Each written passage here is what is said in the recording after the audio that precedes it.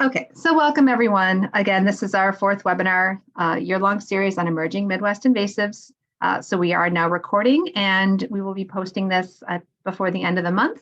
If you're curious about our previous webinars, we have done them on lesser celandine, millet-weed, teasel, and poison hemlock, and those are all available at the MIPIN's YouTube channel, or you can find it on the MIPIN website in the same place where you registered for today's webinar. My name is Michelle Belasker. I'm the coordinator for the Midwest Invasive Plant Network. And today, again, we're going to talk about black and pale swallow-wort. Before I formally introduce our guest speaker for today, I need to give you our obligatory MIPIN introduction and some context for how this series was developed. So if you attended some of these previously, just bear with me, it's going to sound pretty familiar. But MIPIN was formed in 2006. And now my screens are not advancing. There we go. Maybe just, yeah. There we go. Just a little slow today. So we were formed in 2006, and as a network, we're here to coordinate among invasive species, outreach and activities across organizations in our Midwest region, which includes the 9 states you see here, as well as the province of Ontario. And our goal is to reduce the impacts of invasive species in our region. So this series was inspired by a survey we conducted at the end of 2022. We asked experts across the Midwest which species they consider to be early detection species. And when we say early detection, these are plants that are either not in the Midwest yet, but they're in neighboring regions, or they're here, but they're still in relatively isolated pockets. But in both cases, there's a high potential for spread. And we want to make sure that these plants are on people's radar. So we were really happy. We received feedback from every state and province in the region. 50 plants altogether were named in the survey, but the 10 that you see in sort of the dark blue at the top of the screen here, these really rose to the top of the list and formed the basis for this series. I've also created a flyer that you can download from the MIPIN website that highlights each of these 10 plants, talks a little bit about them, has pictures, and also has identifies for which state each of these plants are of greatest concern. So that can be really helpful if you're trying to reach people in a specific state. So before I hand things over to Shikha, I do like to share that MIPIN does have some management resources. So if you're working on any of the species that we've talked about previously or swallow-wort, I want to make sure you're aware of the MIPIN control database, just mipin.org/control. You can run a customized search for management options for about 50 different invasive plants, including swallow-wort. And it's really great because you can customize it based on the time of year, your level of expertise, whether you want to do chemical or mechanical, and it will give you the best option for the parameters that you need to work within. And then finally, if you're enjoying today's presentation and this ongoing series, we invite you to consider making a donation to MIPIN. We're just suggesting just $5 or $10. It helps support our invasive species educational efforts. Once we get this webinar fully underway, I'll put some things in the chat to help link you to the resources that I've mentioned, as well as the donation link. So thanks for your attention as I go through that. Shikha, go ahead and you can share your screen, and I will give you your proper introduction. All right. So thank you. So we're really fortunate to have Shikha Singh here today. She's a biologist for the Jackson County Conservation District in Michigan and the coordinator for the Jackson-Lenawee-Washtenaw Cooperative Invasive Species Management Area, or the JLW CISMA.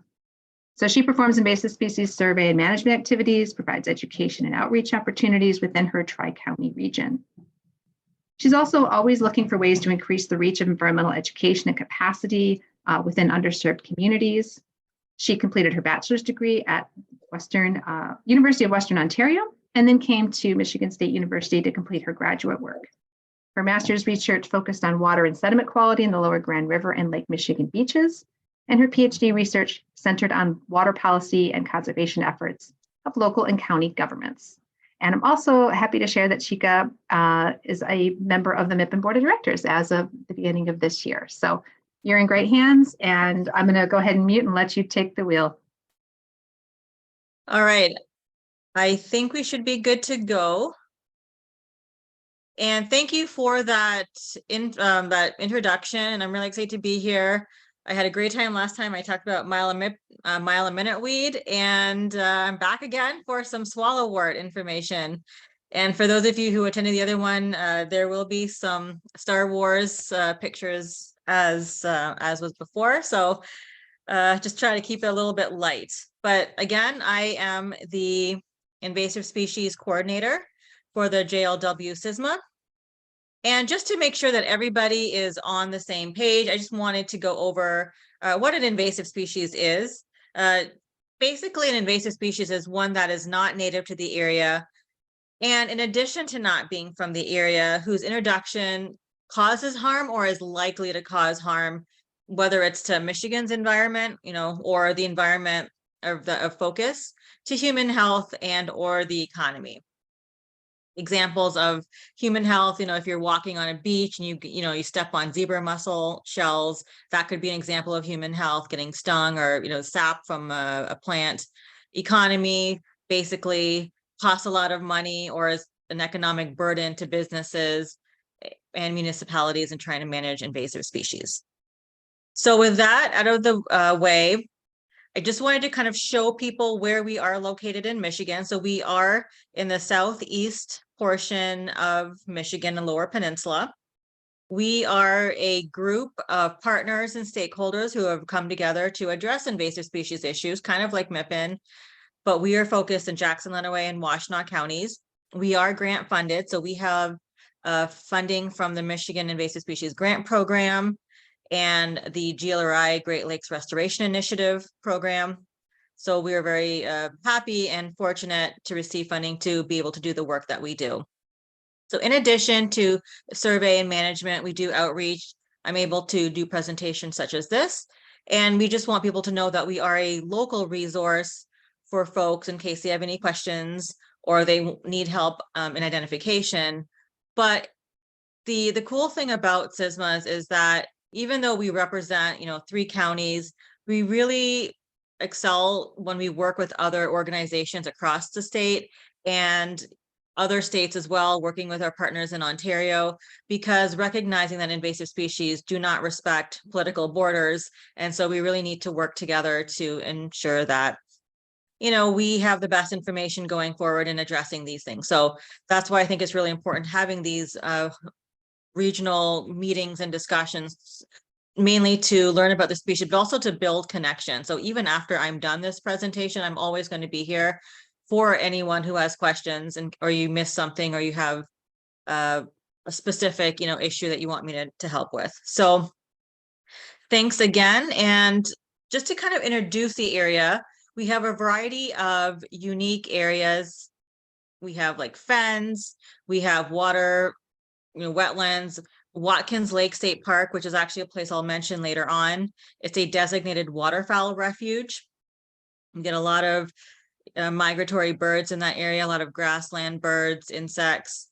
We have a lot of vernal pools, just a lot of cool places to look around. And that also includes a variety of unique species.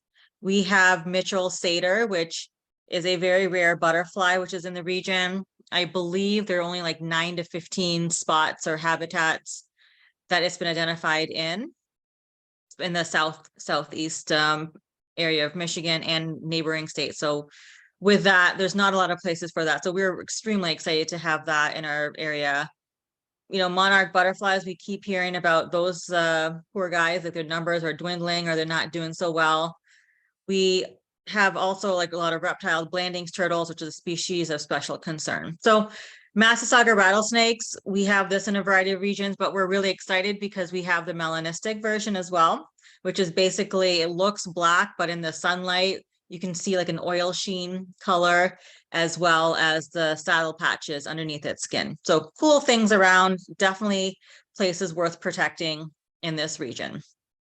So with that, we're going to go into swallow-wort. So the goals for today is to essentially just give a superficial introduction to the species, discuss the impacts of the species, how it spreads, things to consider when you're trying to treat swallow-wort, and some of the challenges associated with some of those methods. So we have two species, black and pale, and I'll essentially just talk about black and pale separately in the first couple of slides, but then I'm going to combine a lot of them for the identification things because there are a lot of similarities between the two species. So with the black swallowwort, the scientific name is Cynanchum louisae. I probably said that wrong. It also has been known under another name, which still references, so just keep that in mind. So some of the common names are black swallowwort, which is what I usually use, Louisa swallowwort, dog strangling vine, and this species is in the dogbane family. So the origin of this is, dog away in Greek, so dog poison. And there are about 5,000 species in this family in general. So it is a perennial herbaceous vine, has rhizomes, and if you look at the map in the corner, its native range is in Western Europe and the Mediterranean region. Pale swallowwort, Vinstoxicum rosaceum. Some of the common names with that are pale swallowwort, which is what I will be using, dog strangling vine, I think that's a more Ontario term, and European swallowwort. It's also in the dogbane family, and it's a perennial herb vine. It has short rhizomes, and if you look at the pictures in the bottom, the native range is in like Ukraine, in some parts of Russia, but focusing more in the Black Sea and the Caucasus. So this area is where you tend to see pale swallowwort. So one of the main things to kind of keep in mind about this species, it is a vine. So if you see something that's really vine looking, look for something that has opposite leaves. So if you look at this picture in the top corner in the middle, you can kind of see two leaves, right opposite each other. So then if you take a look at the black swallowwort, you can see two leaves exactly opposite each other. And this is a different angle, but pale swallowwort, you can again see two leaves that are opposite each other. They are oval shaped, so you can kind of see it gets a little oval, but it has a pointed tip at the end. So if you look at these pictures, you can kind of see it tapers off. Black swallowwort tends to have some broader leaves, especially at the base, and pale swallowwort tends to be a little bit of a lighter green. Both species have a smooth, waxy coating, which is important when it comes to herbicide application. We'll talk about that later. Leaves can be about 3 to 4 inches long and 2 to 3 inches wide. And interestingly enough, like when you crush it or kind of roll it around a little bit, it does emit some sort of a herbal smell, which is interesting. The next part to kind of look at is the roots. So black swallowwort tends to have clonal rhizomous roots, and they can go to about 20 inches deep. And so when some of the scientists were looking at this, they found that, a lot of these, plants were coming and shoots were coming out. When they looked at pale swallowwort, they found that there's more shorter rhizomes. And when they try to take apart these different plants, they're able to separate individual plants. So that may mean that either the rhizomes are really short, or maybe they were not existent in some of these places. So most of the roots are at the top, 6 inches for the pale swallowwort, and there are some dormant buds on the roots. Both species have pale colored fibrous roots. So if you look at these pictures over here, you can kind of see all these little roots, like a short and fibrous, and they're a little bit pale in color. And with the rhizomes, it's kind of important to know that rhizomes are horizontal underground stems, and those rhizomes will send out shoots as you kind of go around. And when they're disturbed, they can be like, okay, well, if you don't want me to grow here, they'll send out a shoot over there. And so it's a little tricky to manage in that sense. And this is important because you have a lot of water and energy that are stored in both the rhizomes and the roots. And the roots, actually, to go back to that one, the roots, if you leave a small fragment of the roots in the soil, it can actually grow into a new plant. So that's also problematic in this sense as well. So these perennial vines, they can reach about 7 feet long. They are twining. They are pretty strong. Once they reach their full capacity, it is hard to kind of break them apart. They do wrap themselves around trees, but they do die back in winter. So as you approach fall and winter, you'll notice that all the leaves will die and the vines will turn a light brown. And again, they have some energy stored in the roots. So this picture I showed last time, I just want people to appreciate where we are in the plant hardiness zones, because I do have a couple of dates in the flower portion of the talk. And so this will kind of keep into context of when things are blooming, when things are happening, and you can kind of look and see if your area is the same as ours or whether you may get warmer temperatures earlier or not. So if you look at this map, we are right over here. So we're kind of in that 5B kind of area over here, plant hardiness zone. So we're in this light blue greenish region. So for the flowers, both of these have beautiful 5-petal flowers. The pale swallow-wort one, which is down here and down here, it ranges in color. So a lot of these pale ones will range. They can be pale pink or they can be more maroon in color. They'll be more narrow and they have like a light center. Whereas the black swallow-wort are darker. Their petals are a little bit more thicker. They look like a little bit of a thicker star over here, eggplant, dark eggplant color, and they persist about 6 to 8 days. So when I was looking at the flowering, they typically flower in June, but flowers can last in August. Again, it depends on a variety of factors, whether it's shady, whether it's cold, etc. So the flowering can differ depending on your region. So that's why it's important to kind of look at that hardiness, plant hardiness zone. Also, we have some pods in place. So this is like a little bit of an immature one, and these seed pods will split in summer. This is a little bit immature, but it's like this is like a light color one, but you can kind of get a good appreciation for it. So as I mentioned, they do have these brown seeds, these wispy feather-like tendrils will kind of help carry them in the wind. One thing to note is the sunnier it is, the more happier these plants are. So you can have these guys in a variety of conditions, but the sunnier spots tend to have more pods. And just here are a couple of pictures. Again, here's the unripe versus the ripe one. Little tufts, and there's a variety, there's a lot of pods on one vine. Even in this one, pale swallow-wort, and this one little section, you can see 1, 2, 3, 4, 5 pods already. And this one I got off of iNaturalist, so thank you. And this is a kind of like a winter version. So when things are almost done, most of the seeds are scattered, you may see remnants. So that's also a good picture to keep in mind, because sometimes you're out and about in different times of the year and you may not see this plant, when it's flowering zone, or you may only see it at certain parts of the year. So it's good to be familiar with this plant at all times of the year.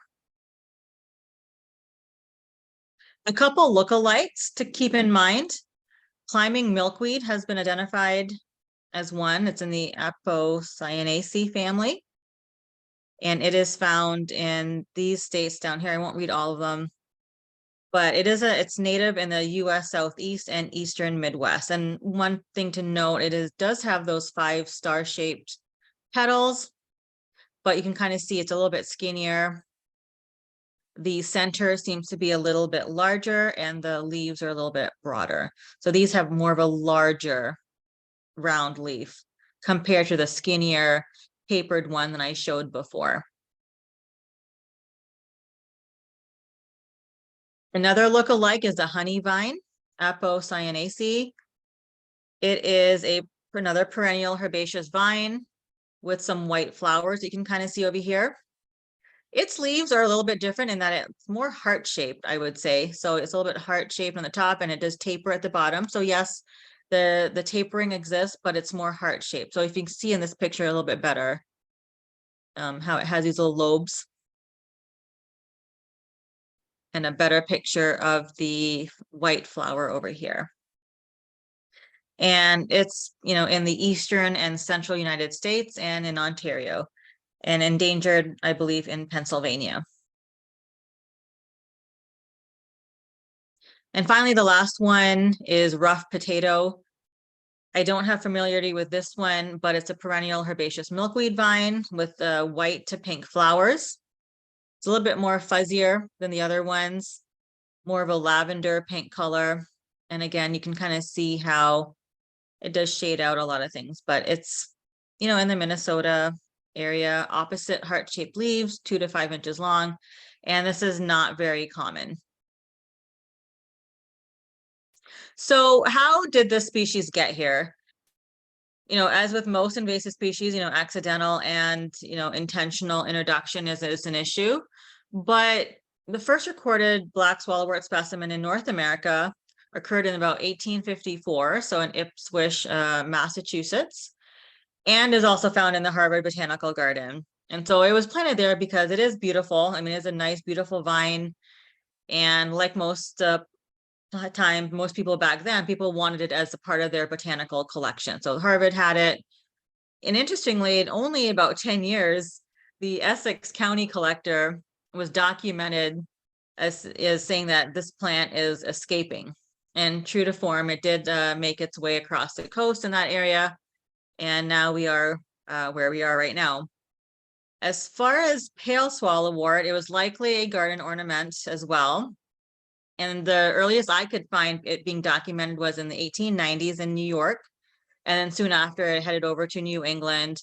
And there are reports in southern Canada how it became established and potentially naturalized in the early 1900s. So both of these species have been here for a while. They are beautiful, and they used to be sold in a variety of areas. So that's one aspect there. Some of the known locations of black swallow-wort. And I tried to pick the map that was like the newest, but again, it's hard to kind of keep track of some of these databases. So this is this I think this is the most up-to-date one, but there could be a couple more states that are missing. So you can kind of see like a big chunk, big block of black swallow-wort here. There is like a satellite population in California. As far as pale swallow-wort, again, similar thing. It's more in the northeast part of Canada and United States, but there is a satellite population in British Columbia. And I just have like a little picture for those of us in Michigan. Here's kind of like a few spots in Michigan where we have it. And generally, I think pale swallow-wort has been shown to be a little bit more common than the other species. So what makes this a good habitat, a good invasive species is that, as far as habitat, it is pretty generalistic in the sense that it can be found in open disturbed areas. It has been found in wetlands and stream banks, right-of-ways, roads, farm fields. They've been found in residential areas, utility corridors, edges of woods, high quality habitat. So I'm listing all these habitats and places. And so it literally can be found in a lot of places.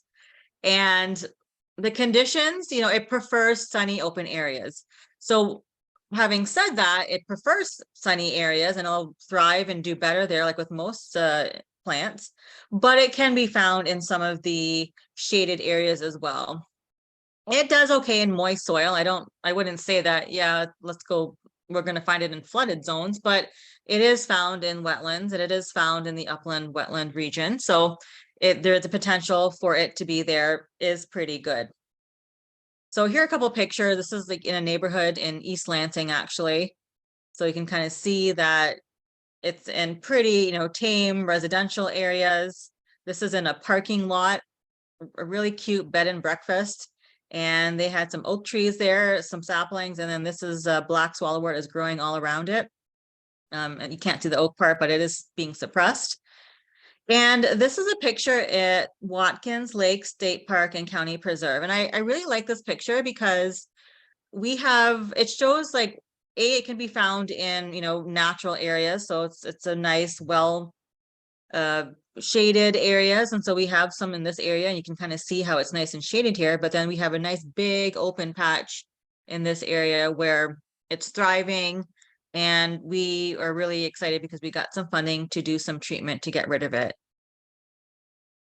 And like I said, with Watkins State Park, it's like a waterfowl refuge, but we have a variety of insects found in this area. And we'll talk a little bit more about why that's important. But, you know, for land managers, it's really important to kind of keep an eye out for this species. Even if you think you have, like, you know, a pristine habitat, you just never know how this will, where this will show up. And if you look at those seeds, like they're very easy to disperse. Like they go in the wind pretty easy. If the deer are bedded down in the area, it might attach to fur, etc. So that is the habitat area there. Just to kind of mention a couple things, like from an evolutionary strategy or standpoint, it has both open and self-pollination ability. The seeds may have 2 to 3 embryos, so that produces more seedlings. And there is a decent survival rate of these seedlings, like once they are in the ground. There have been reports that when you have high density areas, that 32,000 seeds per meter squared were documented. And it grows pretty quickly. So some of the environmental impacts of this is that it covers existing trees and plants. So in turn, this will prevent photosynthesis from occurring. If the tree is small enough and the infestation is heavy enough, it could damage some of these trees. This picture is kind of cool because we have some pale swallow-wort in this area. And you can kind of see this vine. And there are a couple of flowers there, and you can kind of see it reaching towards this tree. And so you can imagine that the more vines are coming, eventually this tree is going to be overrun, and over time it will be, you know, pulled down or suppressed because it's not very sturdy on its own. So with this one, it does also take over, suppresses new plant growth. So some of the small endangered plants in the area, because it grows really quickly, it will, you know, suppress some of those plants from coming down. And there are some reports of it being allelopathic, which means it has some sort of chemicals that prevent other things from growing around it. So if you spend a lot of time doing restoration, this can very quickly undo years of hard work and effort and money and resources that you've put in. So that's why it's probably a species of concern, why people wanted to learn more about it in that poll. But the main reason that people are concerned about this is because its impacts to a variety of insects. And the main one being the monarch butterfly, because that insect has been receiving a lot of international attention. A lot of kids are raising monarch butterflies. You know, kids are concerned about it, families are concerned about it, researchers are. And unfortunately, swallow-wort, as we talked about, is related to milkweed. And 100% monarch caterpillar mortality was observed after they ate the swallow-wort. So not only the black one, but even the pale one. So these leaves and flowers are toxic to insect larvae. They also had a variety of studies where they're looking at oviposition, which is basically the laying of eggs on these leaves. And they looked at, you know, a variety of conditions like field, cage, lab. And this is a variety of researchers that I was looking at. And the numbers differed in different situations, but they did find that the eggs were laid on swallow-wort, even in the presence of some of the milkweed. So the end fact is that monarch butterflies and insects were laying eggs on these plants, which was basically a dead end source for some of these larvae, unfortunately. Some of the other impacts that people may not consider is that because these roots contain the hemolytic glycosides, they are toxic to mammals. They could cause some sickness. So if you have livestock and it's growing along the edges of your pasture, you might want to take a look and make sure that it gets removed. And then people have found that insect diversity and abundance has also decreased when you had large, dense stands of swallow-wort. And another study also found that it disrupted grassland birds in Ontario and New York. And all of these things are related, because if you have a plant that is toxic to a variety of insects, that's the food source for a lot of birds. And if those birds are not getting enough of their food, then they may not want to be in that area. So there's a lot of food web dynamics going on here as well. A couple people who should be concerned about this: livestock farmers, I mentioned, for some of the toxic root elements. Christmas tree farms, again, have been called out because they, again, have, year crop that they're relying on to be successful. So if the swallow-worts have been documented to suppress some small seedlings, and if there is, damage to 1 year, a few years from now, that business could be seeing harm to their economic profit, as well as restoration managers. So I do have some Star Wars things around here, and while we're not traveling to other systems or planets yet, we are traveling to other places. So we are going to state parks, the global society. We are getting on our planes or getting in our cars, and we're probably wearing the same running shoes or hiking boots that we wear here, and we're going to maybe Glacier National Park, or we're going to someplace in California. And so that's a good reason to brush off and clean our gear, but a lot of people don't do that. So unfortunately, we are transporting some of these seeds to new places. The other thing to kind of consider is that people are also buying a lot of things online. There are restrictions, so you're not supposed to have or be able to buy swallow-wort in Michigan and in the area states and provinces.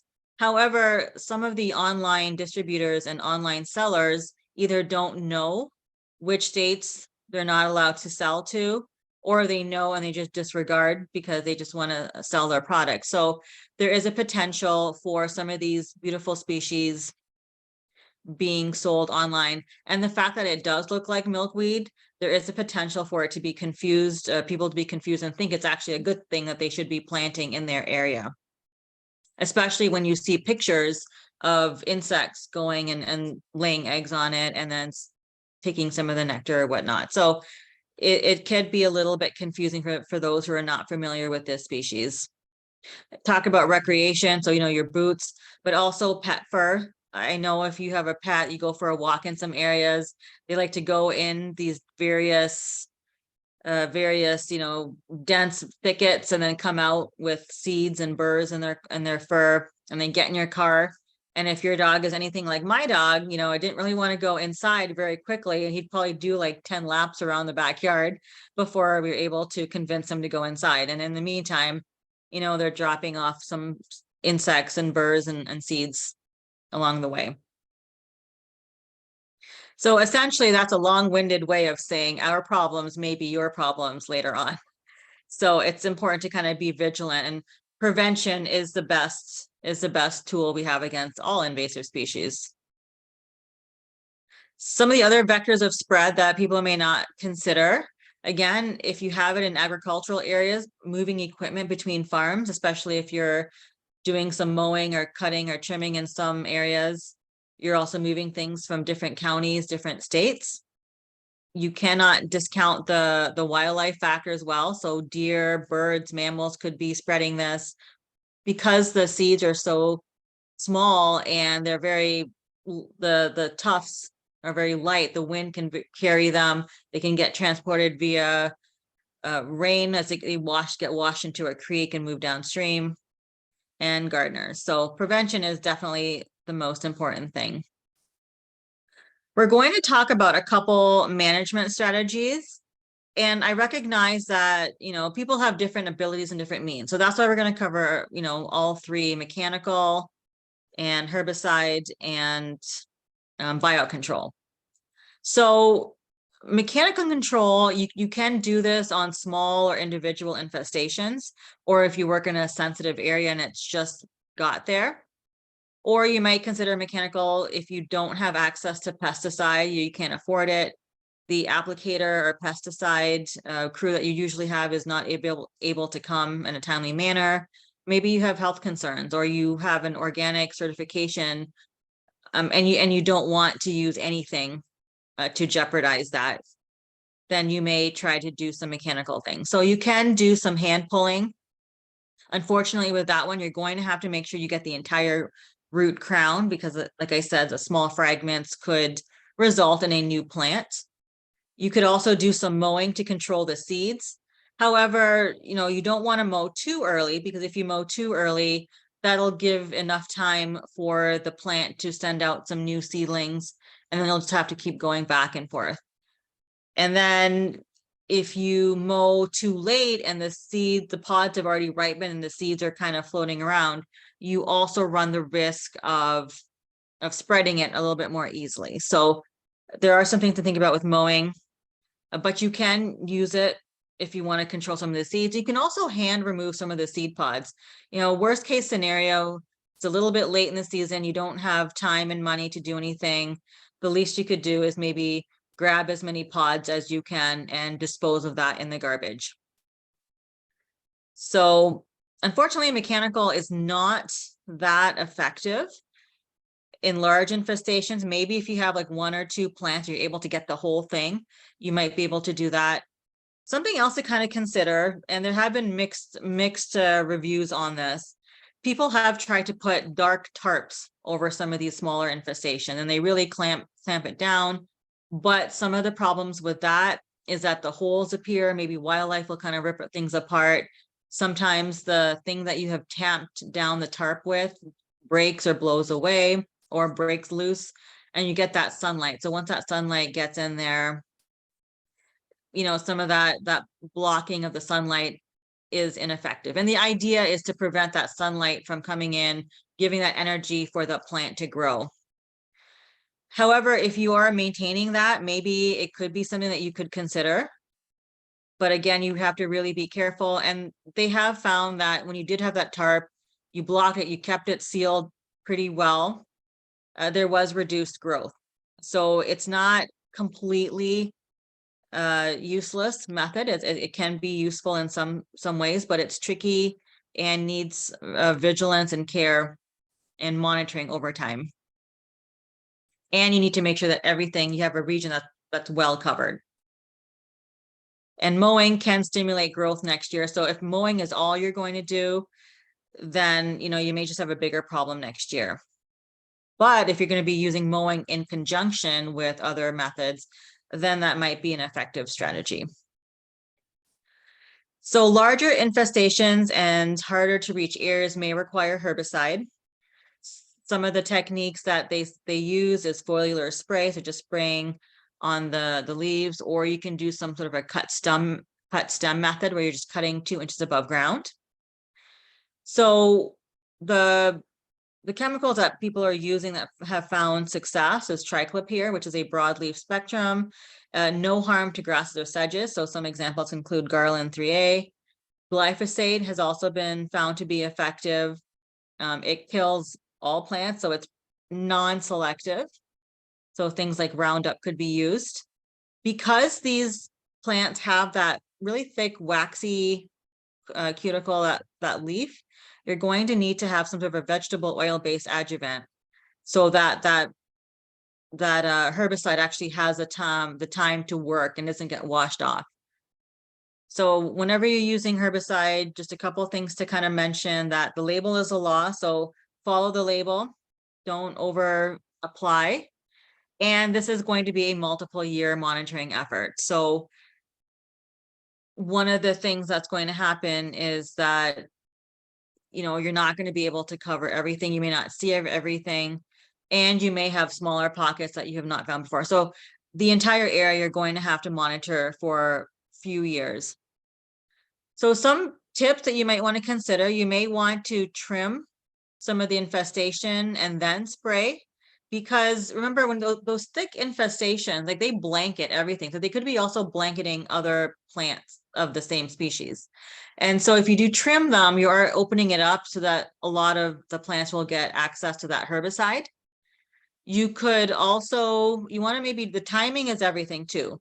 So if you do it post-flowering, but you do it before the seed pod maturity, that's kind of like your sweet spot for applying herbicide for more efficiency. Potentially, you may have to do 2 treatments if you miss certain patches or things were covered in before. And sometimes you may not, once you treat and see that die off of that initial treatment, you'll notice something behind it. So that's something to kind of really be consider. And again, make sure that you're using aquatic safe herbicide in your water. Even if you're working in a wetland area, in the upland area, you really need to make sure that you're using the right thing. So to be honest, I don't know much about the biocontrol. I just want to share this slide as the more you know. There is a biocontrol option that they're testing. They're looking at the Hypena opulenta, which is a moth. And I believe 2015 it was approved for use in Canada, and in USA it was 2017. So this moth is originally from Ukraine, so it's a specialist. It likes swallow-wort. The way that this works is that the larvae will defoliate the leaves, and once you defoliate the leaves, you're basically damaging it. You're using up it. It's taking away that energy, so that it damages the plant, so it's unable to transport water and nutrients to other parts of the plant, and it'll weaken and die over time. So I know there's some work done in Ottawa and Toronto region. And I know there's some work being done by a researcher at Michigan State University, Dr. Sucks. And I believe Michelle will maybe mention at the end of this presentation that there might be potential for her to do a talk later on, but she's doing some really great work. So if you have any questions, please contact Dr. Zucks at Michigan State University. So some of the challenges of the awareness part of invasive species, this is a little bit more general, but making sure people are aware of what they're seeing and the impacts to it, reaching landowners for treatment. Some people like it and they don't want any herbicide or any work being done. So, unfortunately, you can't treat without permission in some instances. And making sure that you're adapting management strategies to the location.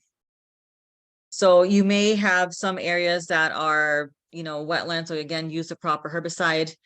But again, some areas you may have to work, looking at the extent of infestation. You don't want it to spread. So it might make sense to work on the edge and work your way inwards, especially if it's such a bad infestation that you don't have money to treat everything at once. Though you could at least try to contain that spread from going elsewhere. So working on the edge and then working inwards might be a good strategy for those larger infestations where you don't have the time and money to do a complete treatment. If you do find this species in this region, you could report it to MISIN, which is misin.msu.edu, which is a fabulous resource, especially if you're in the Jackson-Lenawee area. We are kind of curious as to where these species are.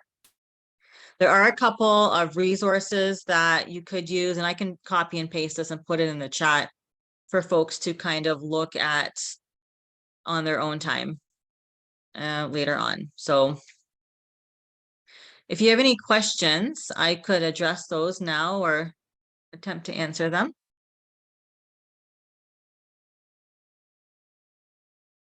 Thank you so much, Shikha.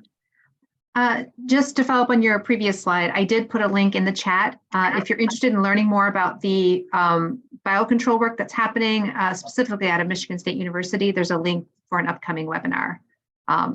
Mariana has been working on this for years and has a lot of great information she can share. She'll be sharing during that webinar. So I encourage you to check it out if you're interested in that. We are just about at our time. I'm able to stay on for a few more minutes. So I think if anyone would like to add anything to the chat, I think we can give ourselves a few minutes to answer that question. But if anyone needs to leave, we want to respect your time, and that's fine if you need to do that. And I'm just going to put some resources down in the chat right now. But yeah, thank you for attending. This is, it's not a species that gets a lot of airplay, unfortunately, when we talk about invasive species, but it is very integral to the insect community. And so that's one of my main interests in this. And when we were writing grants for this, then, that was one of our concerns, because the area that we see a lot of insects, and it's really kind of cool to see. And we are worried about the monarch butterfly as well. I raised monarch butterflies, so that's a personal connection for me as well.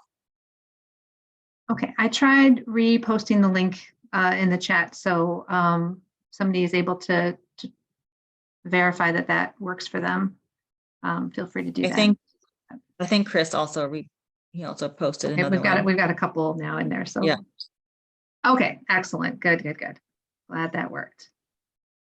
And then yeah, if you need more information, you the JLW CISMA link is in the chat. You can always go to mippen.org. We've got a lot of resources on actually both black and pale swallow-wort are featured on our Keep a Lookout flyers that we just revamped this year. So you can download those from our website.